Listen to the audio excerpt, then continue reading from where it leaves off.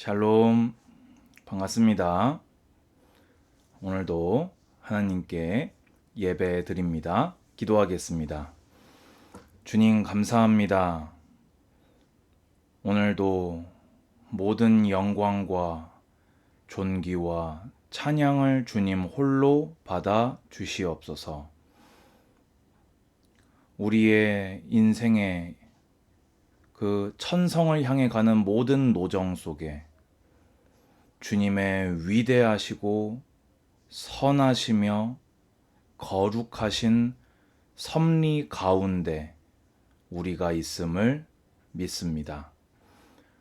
입술을 아껴 조심하게 하시고 늘 어떤 상황에서도 여호와를 경외하는 참된 믿음의 사람이 되게 하옵소서.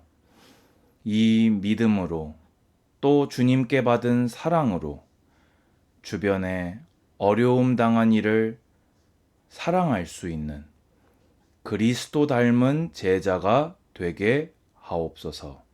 예수님의 이름으로 기도드리옵나이다. 아멘. 오늘 말씀은 욥기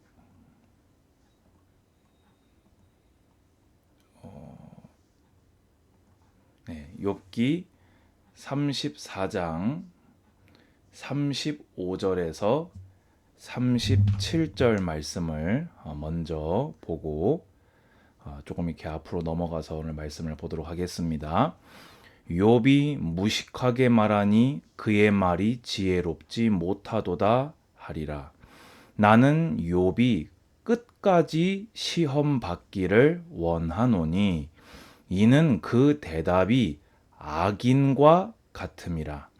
그가 그의 죄에 반역을 더하며 우리와 어울려 손뼉을 치며 하나님을 거역하는 말을 많이 하는구나. 아멘을 붙이기가 어려운 그런 말을 엘리후가 하고 있네요. 오늘 설교의 제목은 엘리후의 실수입니다.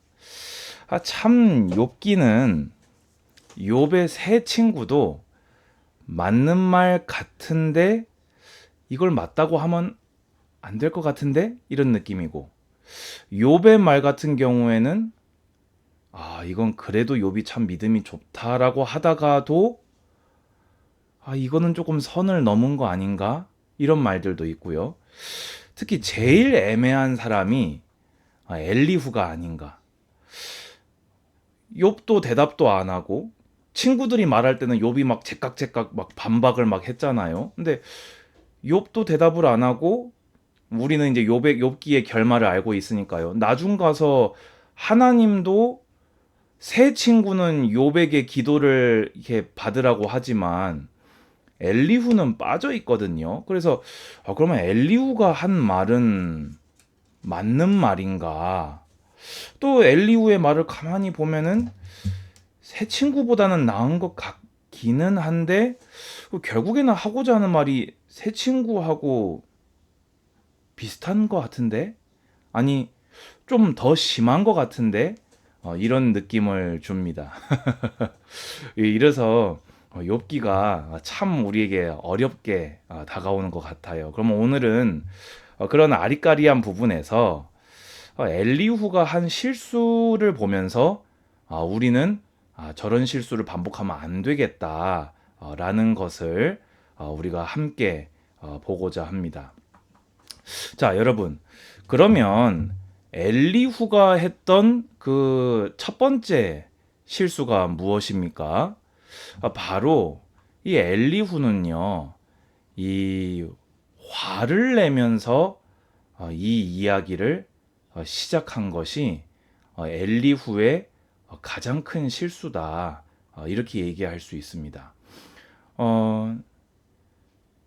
이 욥이 하나님보다 자기를 의롭다 함이요라고 되어 있는데요.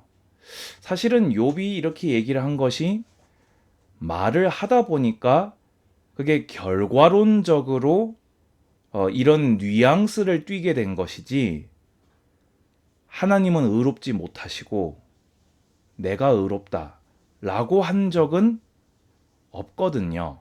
또 그러면서 이제 새 친구들한테도 이렇게 화를 내면서 이야기를 시작합니다. 그래서 막 이 참고 있다가 참지 못하고 이렇게 화를 내면서 이야기를 시작한 것이 엘리후의 모습이다. 그래서 여기 20절에 보면은 이 19절부터 볼까요?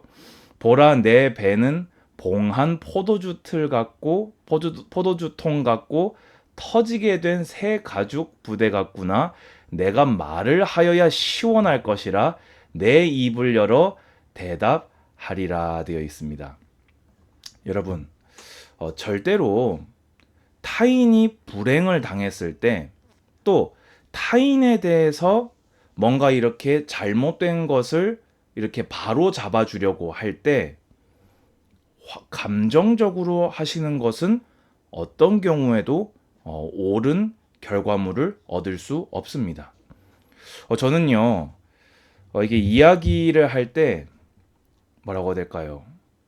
이 감정적인 사람과 대화하는 것이 조금 무섭습니다. 물론 그러면 저는 감정적이지 않냐? 모든 사람은 다 감정적입니다. 근데 제가 봤을 때 새 친구보다도 엘리후가 훨씬 더 감정적입니다. 감정적인 사람의 특징이 뭔지 아십니까? 상대방이 한 말을 듣고 그대로 얘기하지 않습니다. 항상 어떻게 하지요? 실제 그 사람이 얘기한 것보다는 훨씬 더 이 과장을 해서 이야기하게 되는 경향이 있습니다. 그래서 보세요. 이르기를 나는 깨끗하여 악인이 아니며 순전하고 불의도 없거늘. 욥이요, 기본적으로 자기가 죄인으로 난 것은 인정을 했단 말이에요. 이렇게까지 이야기하진 않았어요. 그런데 이 욥이요, 지금 엘리후가요, 자신의 정의감에 도취되어서 나 말고는 이거를 바로잡을 사람이 없다. 저거는 거의 신성모독이다.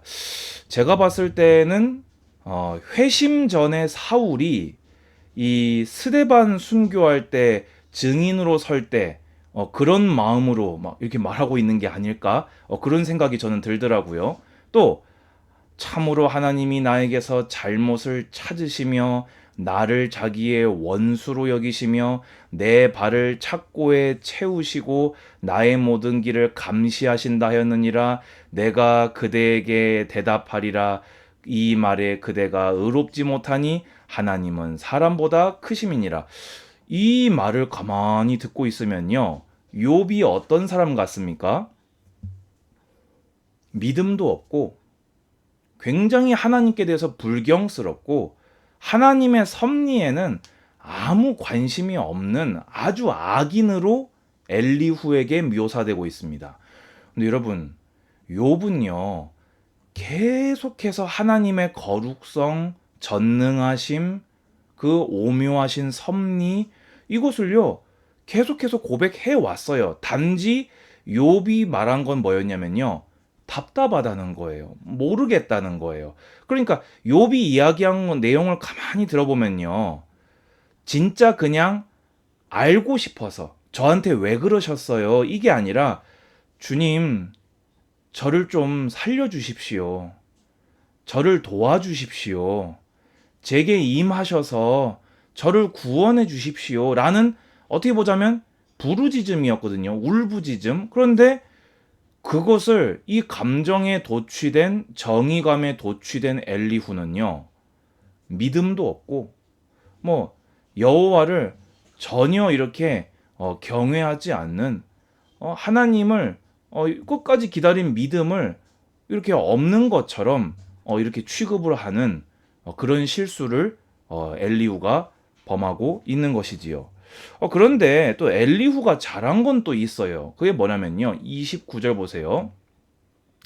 실로 하나님이 사람에게 이 모든 일을 제삼 행하심은, 그들의 영혼을 구덩이에서 이끌어 생명의 빛을 그들에게 비추려 하심이라. 그래서 욥이여 내 말을 귀담아 들으라 잠잠하라 내가 말하리라 하면서 이렇게 이야기를 하고 있습니다. 자, 이런 걸 봤을 때요.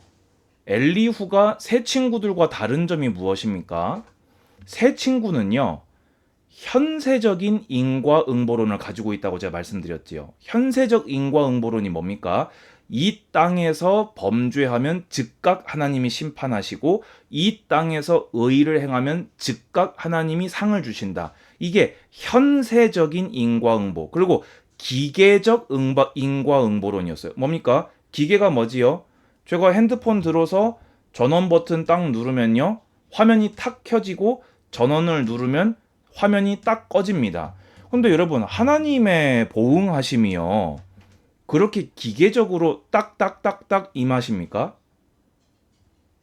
하나님은요, 영원을 두고 평생을 두고 당신의 거룩하신 뜻을 두고 내세에 완성되는 인과응보를 가지고 심판도 하시고 보응도 하시는 거룩하신 하나님이십니다. 근데 지금 새 친구들은 그게 전혀 없었는데 이렇게 엘리후는 하나님의 섭리에 대해서 이렇게 알고 그것을 욥에게 말해주고 있지요.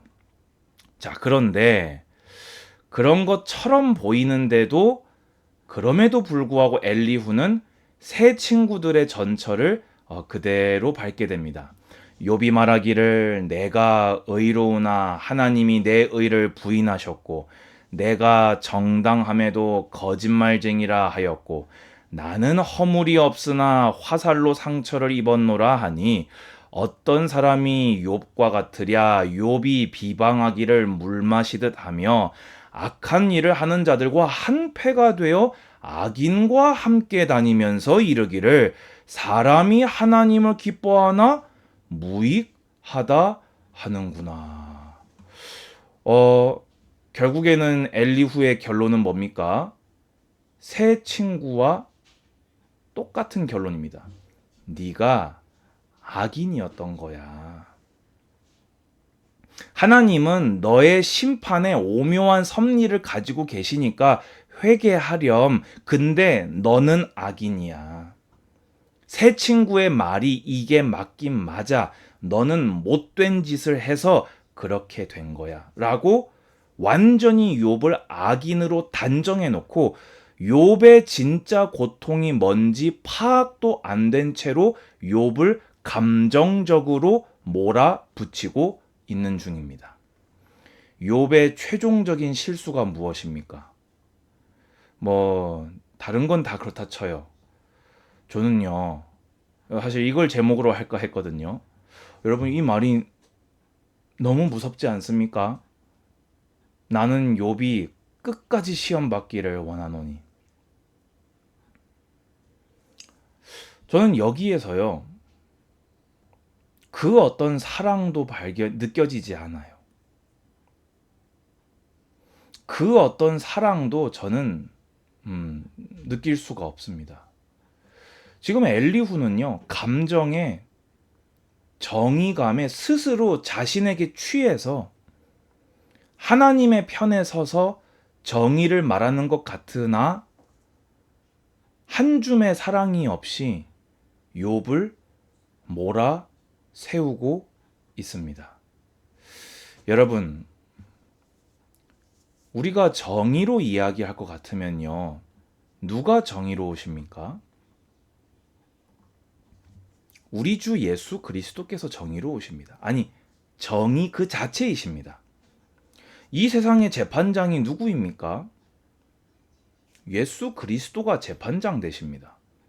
그런데 예수님은 정의감에 도취되어서 우리를 짓밟으신 적이 없으십니다. 예수님은 정의 그 자체이심에도 불구하고 죄인인 나를 사랑하셔서 내 죄를 정확하게 아시고 그 해답이 정확하게 되셔서 나를 궁극적으로 영원한 의의 길로 인도하신 사랑이셨습니다. 오늘 말씀을 정리하겠습니다. 여러분, 재판장은 오직 예수 그리스도이십니다. 여러분이 담임 목회자다, 책임을 지고 있다, 혹은 여러분이 부모다, 그렇다면 정말 잘 분별하고 기도하면서 우리가 판단해야 되는 순간도 있습니다. 하지만 그것이 아니라면 차라리 입술을 닫고 말을 아끼는 것이 하나님의 의를 드러낼 것입니다. 하나님을 신뢰하십시오. 하나님은 재판장 되셔서 각자의 행함을 계수하고 계십니다. 내가 열불을 올리면서 정확하지도 않은 내 판단과 감정을 완전히 배제할 수 없는 연약을 가지고 많은 말을 하는 것보다는 차라리 입술을 아끼는 것이 더 좋을 수 있다.